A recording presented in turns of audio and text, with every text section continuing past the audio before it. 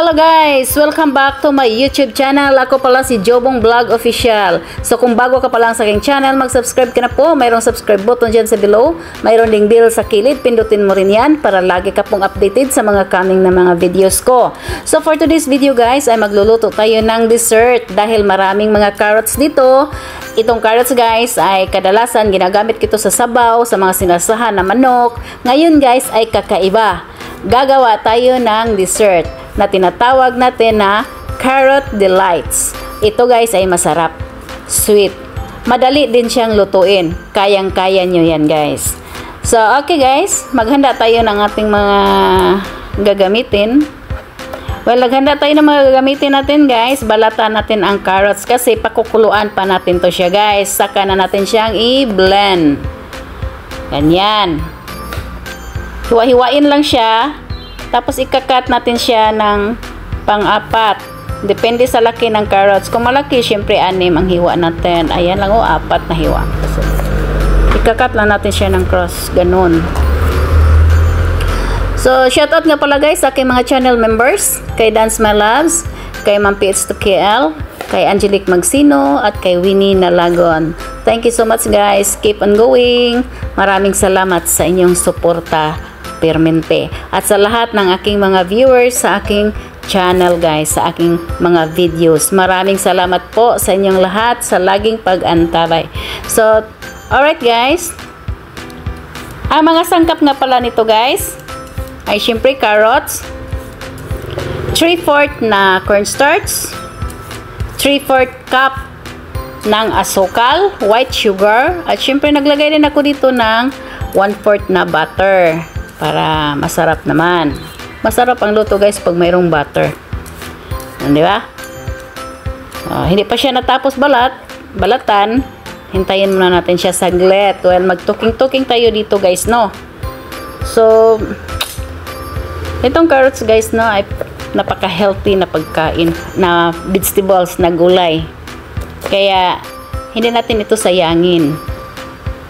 Si amo kasi guys, mahilig siya magbili nito sa mga carrots. Ito talaga kadalasan, hindi ito mawala sa mga kumprada niya guys dito sa bahay. Nandito talaga ang mga ganyan carrots kasi alam niya no na ilalagay ko yan sa mga manok, sa mga gisa na gulay, ganyan. Napaka healthy pa guys. Okay lang naman ako dito guys. Pagkatapos yan guys, ay hugasan natin para isalang na natin siya sa stove at pakuluan. Yan.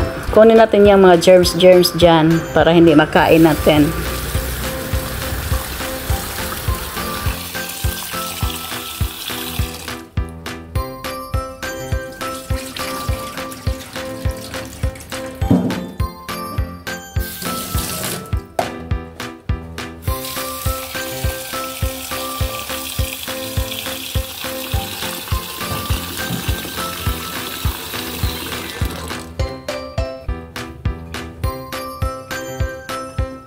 Isasalang na natin to guys para makaprepare na tayo. Ayan. So, ilang mga minuto lang guys. After natin yan pakuluan, i-strain natin para makuha yung tubig. Tapos, lagay natin sa lalagyan dahil doon tayo mag-mix. So, ayan guys, oh. Ilang sandali lang. Luto na ang ating carrots. Ilagay na natin ang mga ingredients guys. I-mix na natin. Una nating ilagay ay ang carrots. I-blend muna natin siya guys. Ayan. I-blend muna ang carrots na nilaga natin. Lagay natin sa blender. Tapos, i-blend.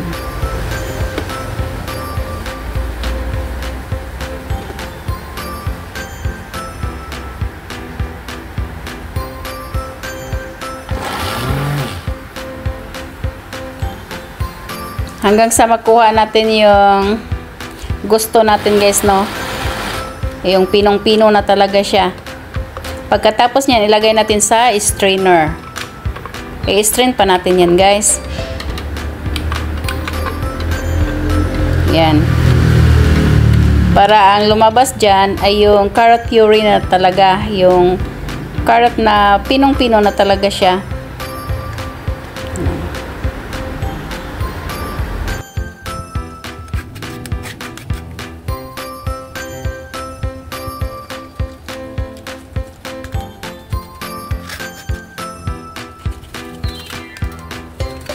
Pagkatapos dyan, ma-strain natin guys.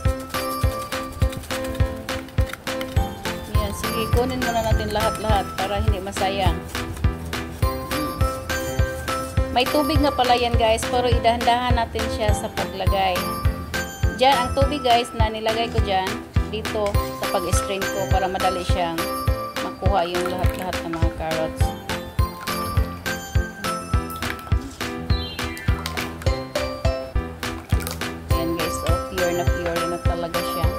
Ilagay na natin yung asukal, white sugar na guys ha, white sugar, tapos yung cornstarch. So halo-haloin lang natin, mikos-mikos lang natin yan siya guys.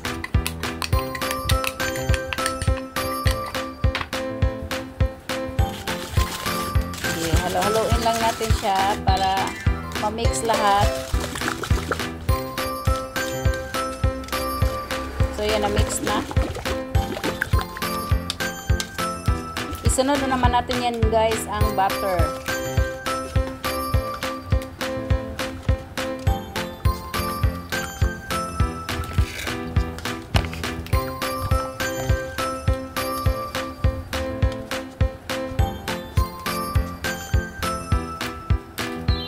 Yan, nilagay na ang butter.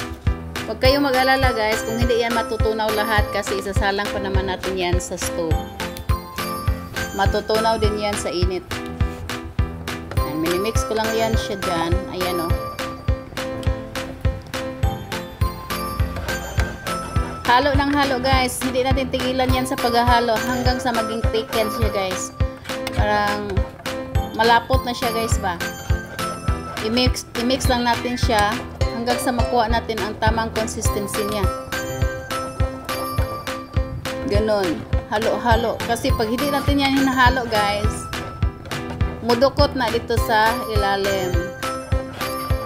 Nandidikit siya guys.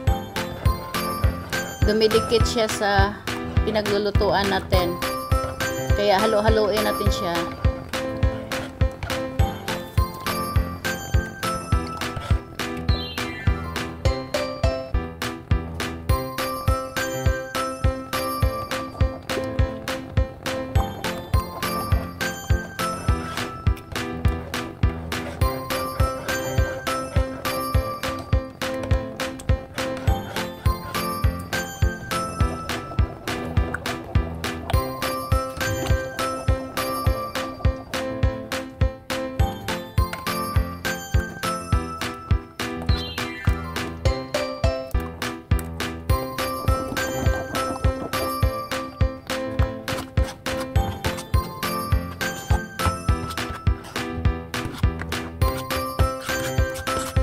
Tingnan nyo guys, malapot na.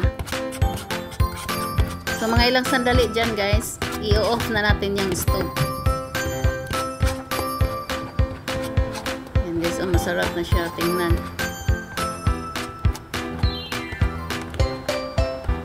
Halo lang ng halo.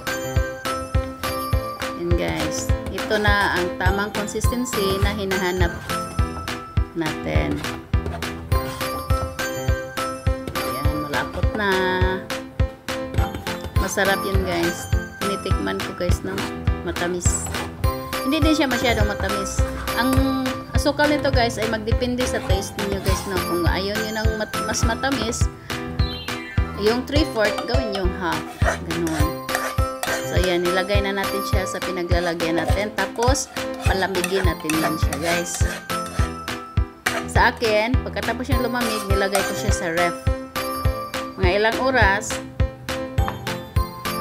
nilagay ko na siya sa plate. Ganon. So, ayan. Set aside natin guys. Palamigin natin. 1,000 years later.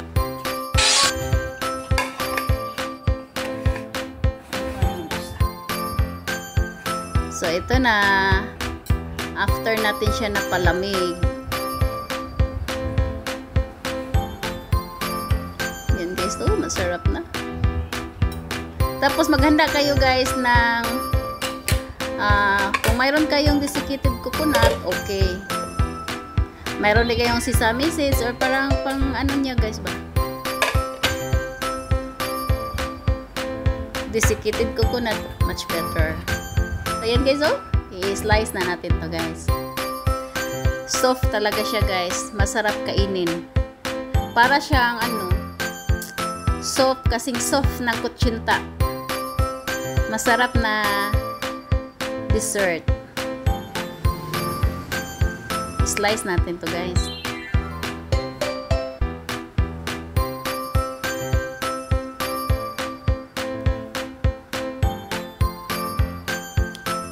Napakasarap.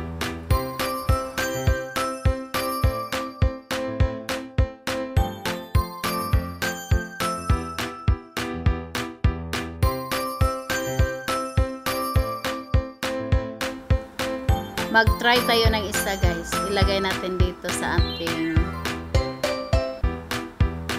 lalagyan na desiccated coconut. Pwede din ano guys, kung gusto nyo ng mas matamis pa, lagay nyo sa sugar. Pwede din. Mayroong desiccated coconut. Okay. Ayan guys, oh. Masarap na siya tingnan.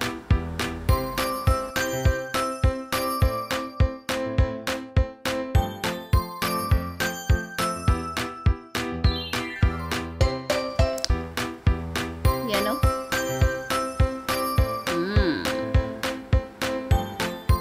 Lami kayo. Tawa, humukas tanan. Na. Way hustle, di kaon niyo guys.